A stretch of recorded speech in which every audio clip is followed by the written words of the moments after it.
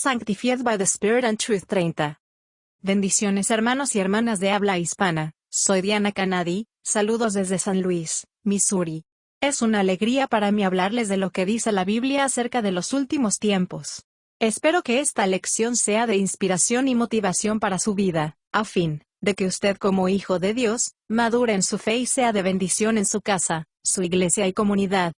Oremos. Padre del cielo, te pido humildemente en el nombre de Jesús, que toques con tu Espíritu Santo el corazón de mis oyentes, y que ellos puedan prepararse para poder sobrellevar los tiempos duros y difíciles del fin.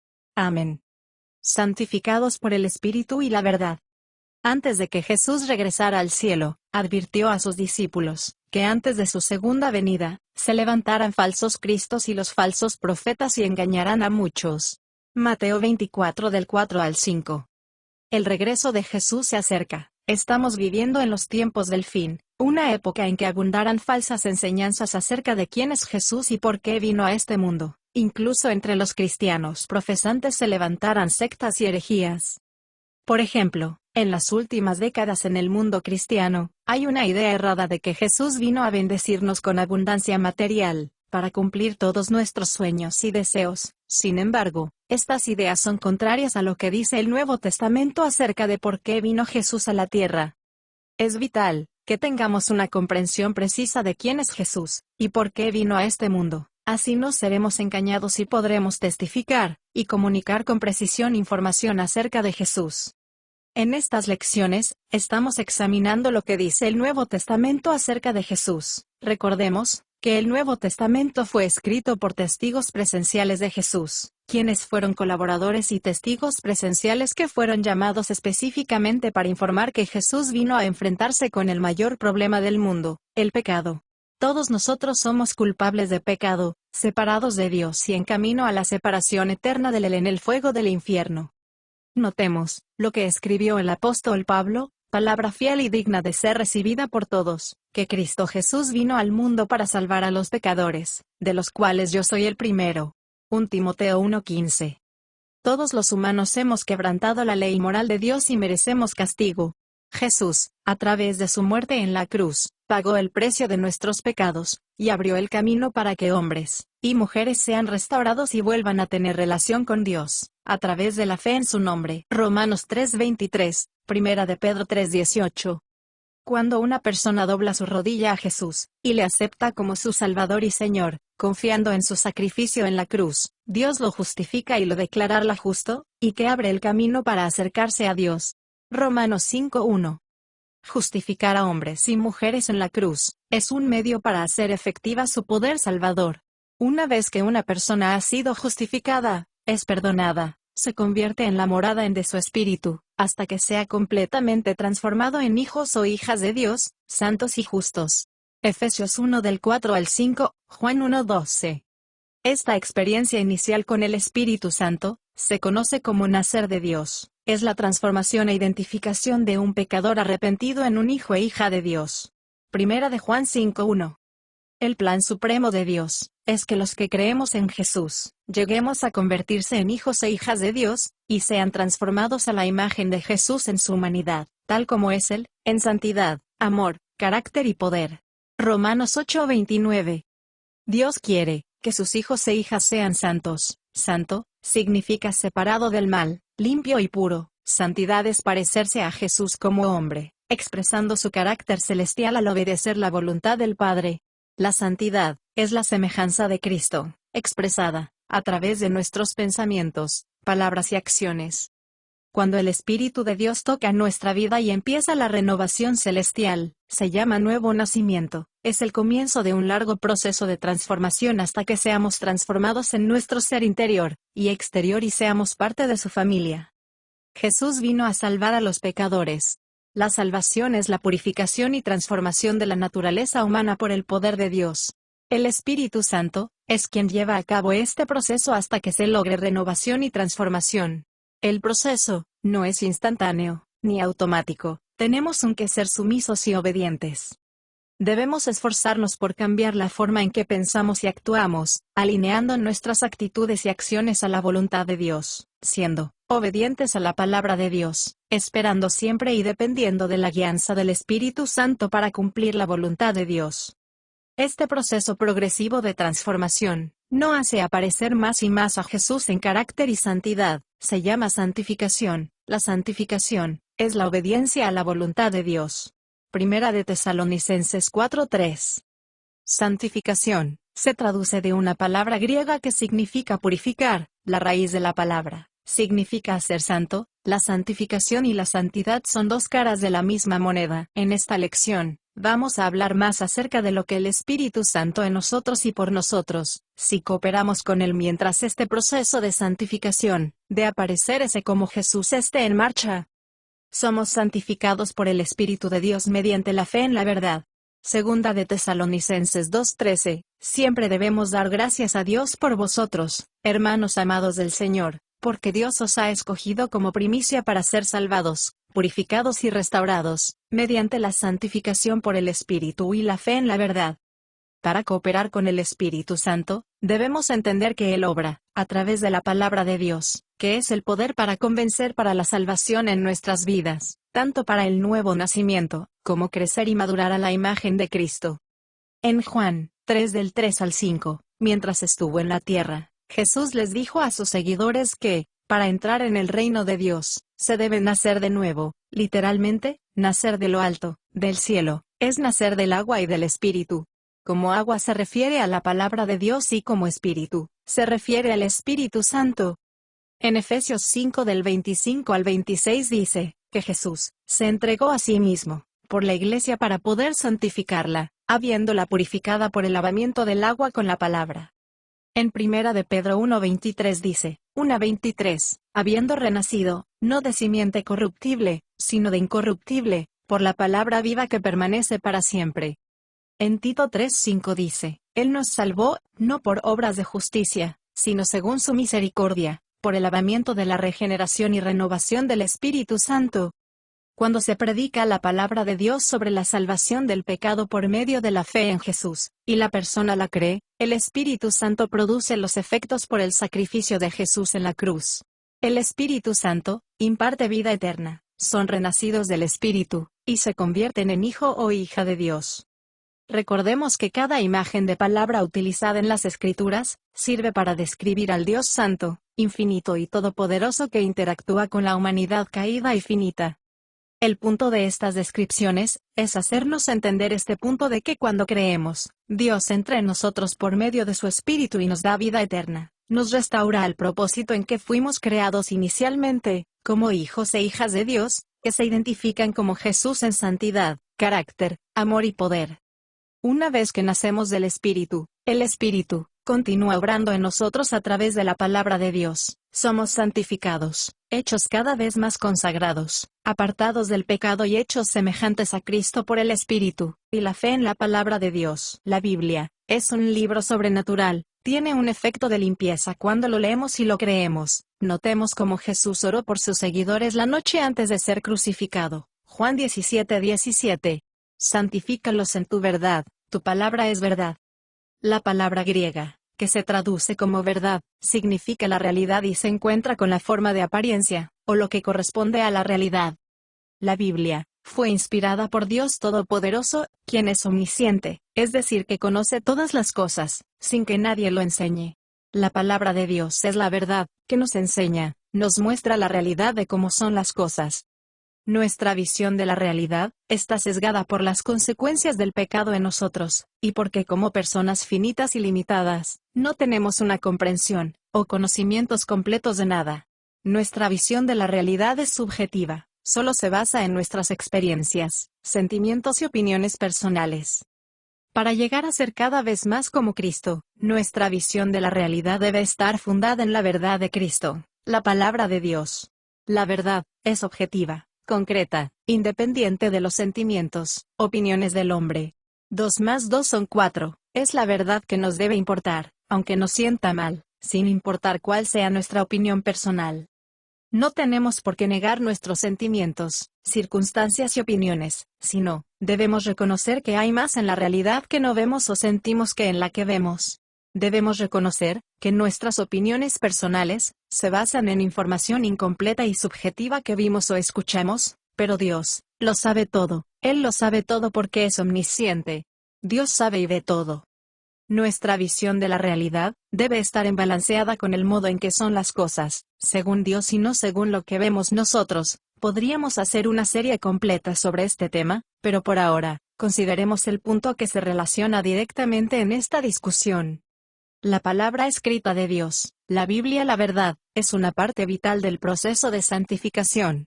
A partir de ella, descubrimos qué es el pecado y cómo se ve la santidad, pureza. El apóstol Pablo escribió, con la ley, los mandamientos, Dios me mostró su voluntad, y me reveló mi pecado. Al contrario, nunca hubiera sabido que codiciar es malo, si la ley no hubiera dicho, no codiciarás. Romanos 7:7. La palabra escrita de Dios también funciona como un espejo que nos muestra lo que somos y en lo que nos estamos convirtiendo. El Espíritu Santo usa las Escrituras, que Él inspiró para exponer cosas en nosotros, para que podamos cambiar y alinearse en nuestras actitudes, pensamientos y acciones para hacer la voluntad de Dios.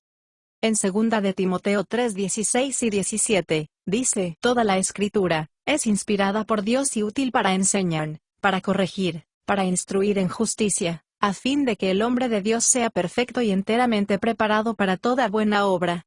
A medida que leemos la palabra de Dios, cambiamos la visión de nuestra realidad. Todo depende de cómo vemos nosotros a Dios, y cómo nos vemos a nosotros mismos frente a otras personas. Nuestra posición en Cristo cambia nuestras expectativas y nuestras realidades.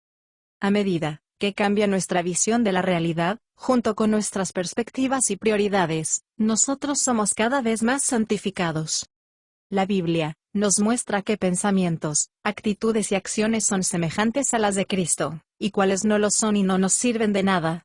La palabra de Dios nos ayuda a tomar conciencia de todo lo que realmente debe cambiar con la ayuda del Espíritu Santo, a medida que nos sometemos y nos comprometemos a obedecer la voluntad de Dios en cada área de su vida.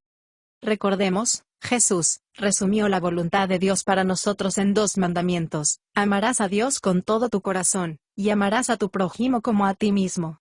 Todos sus mandamientos se resumen en estos 2. Mateo 22 del 36 al 40. Este amor no es una emoción, este amor es una acción que se expresa a través de nuestra obediencia a la voluntad moral de Dios y nuestro trato a otras personas. ¿Piensa usted en estos términos? No puedo involucrarme en este comportamiento porque es ofensivo para Dios Todopoderoso, quien es santo. ¿Mis palabras y acciones glorifican a Dios? ¿Es mi comportamiento una representación precisa de lo que significa ser un seguidor de Jesús? 1 de Corintios 6 del 19 al 20.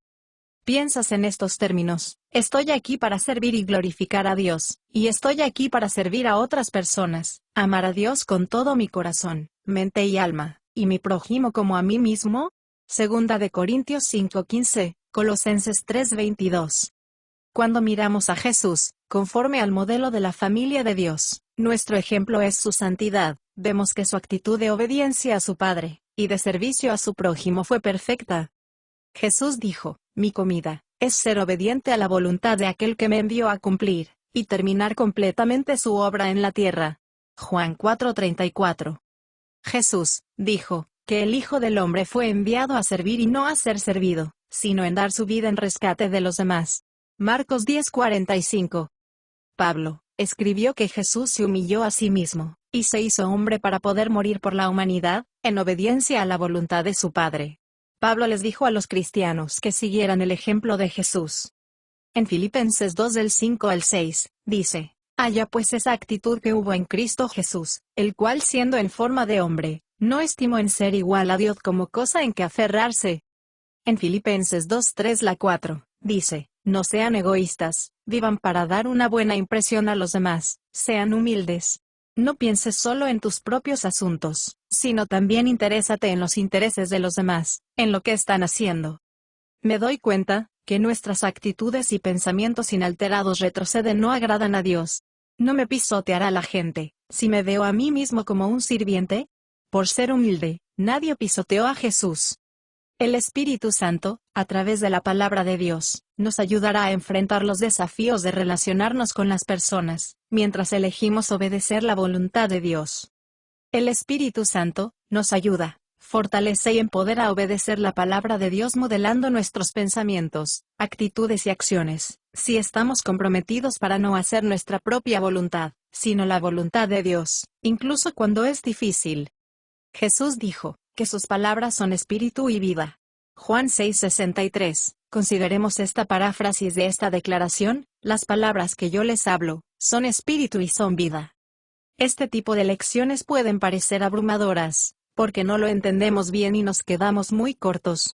¿Cómo puede alguien vivir así, vivir una vida que glorifica al Dios Todopoderoso sin expresar el carácter de Jesús? 1. Debemos saber que, suponer que debemos esforzarnos, no es lo que la Biblia dice. Lo que necesitamos es convertirnos en Dios. Esto significa que vivimos con la conciencia de que Dios, el Espíritu Santo, está en nosotros para ayudarnos, fortalecernos y empoderarnos. El Espíritu Santo nos ilumina a evitar el pecado. Pablo escribió: ¿O ignoráis que vuestros cuerpos es el templo del Espíritu Santo, el cual está en vosotros, el cual tenéis de Dios, y que no sois vosotros? Mientras describía las muchas pruebas y peligros que él y su equipo ministerial enfrentaron mientras predicaban el Evangelio. Segunda de Corintios 4 del 8 al 9. Pablo escribió: pero tenemos este tesoro en vasos de barro, para mostrar que todo esto es por el poder supremo de Dios en nosotros. Segunda de Corintios 4 y 7. Y continuó, describiendo muchas dificultades que encontró y afirmó que aunque enfrentó la muerte, la vida de Jesús, el poder de la resurrección, se manifestó en sus cuerpos. Segunda de Corintios 4:10. Pablo dijo: todo lo puedo en Cristo que me fortalece, estoy listo para todo y soy igual a todo por medio de aquel que infunde fuerza interior en mí. Filipenses 4:13. Muchos de nosotros tenemos la mentalidad de que, en tiempos de dificultad, Dios está lejos de nosotros y tenemos que clamarle que venga a ayudarnos. Pero el Espíritu Santo, el Consolador, el Mayor, Juan 14:16, Primera de Juan 4:4, está en nosotros. Notemos cómo Pablo oró por los cristianos de Éfeso. En Efesios 3:16, dice: para que os dé conforme a las riquezas en gloria, el ser fortalecidos con poder en el hombre interior por su Espíritu. En Efesios 3:20, dice: ahora gloria a Dios. Por su gran poder que obra dentro de nosotros, Él puede lograr infinitamente más de lo que jamás nos atreveríamos a pedir o esperar. El Espíritu Santo es una fuente inagotable de vida dentro de nosotros. Él habita en nosotros para darnos vida, y producir vida continuamente a todo nuestro ser a medida que nos sometemos a Él. Juan 7 del 36 al 39. El Espíritu Santo es una fuente continua de provisión. En el libro de los Hechos, vemos que se hace referencia a personas que nacieron del Espíritu, y fueron llenas del Espíritu una y otra vez. Hechos 4:8, Hechos 4:31, Hechos 13:9. No recibieron algo o alguien que no estuviera ya allí, ni fueron rellenados. Ellos experimentaron los efectos de su suministro continuo, del manantial dentro de ellos. En Efesios 5:18, Pablo les dijo a los cristianos que habían nacido del Espíritu y estaban llenos del Espíritu. Hechos 19 del 1 al 7, que sean llenos del Espíritu. Lleno, es tiempo presente, en nuestro ser, siempre lleno y estimulado, pero constantemente controlado por el Espíritu. Es obra del Espíritu Santo, es impartirnos continuamente la vida real de Jesús, quien es la verdadera fuente de vida, tanto para el hombre exterior como para el interior, en cada parte de nuestro ser. Segunda de Corintios 4:16. 4. En el nuevo nacimiento, el Espíritu Santo da vida a nuestro ser más íntimo, y comienza el proceso de ser purificado y restaurado en cada parte de nuestro ser. El Espíritu Santo ahora mora en nosotros para darnos vida, capacidad, poder a nuestra mente, emociones y cuerpo a medida que elegimos obedecer a Dios. Tómese tiempo para pensar en las verdades de la palabra de Dios. Clame en el espejo de la palabra de Dios. Todos nosotros, como a cara descubierta, contemplamos en la palabra de Dios como en un espejo la gloria del Señor. Somos transfigurados constantemente a su propia imagen, en un esplendor cada vez mayor, y de un grado de gloria a otro, porque esto viene del Señor, el Espíritu. Segunda de Corintios 3:18. Clame al Espíritu Santo para que lo ayude a hacer los cambios necesarios en pensamientos, actitudes y comportamiento, ya que el espejo, la verdad, de la palabra le muestra lo que necesita cambiar. Cuando tome usted esta decisión de obedecer a Dios, y pida la guía del Espíritu Santo, espere que Él le fortalezca en su mente, emociones y deseos. Hay que orar en comunión con el Espíritu Santo, pidiéndole fortaleza, Señor, por tu Espíritu, por tu poder en mí. Avívame. Dame vida en mi mente, emociones y cambia mis malos deseos. Restáurame con tu espíritu a lo que tú quieres que realmente sea. Mucho más la semana que viene.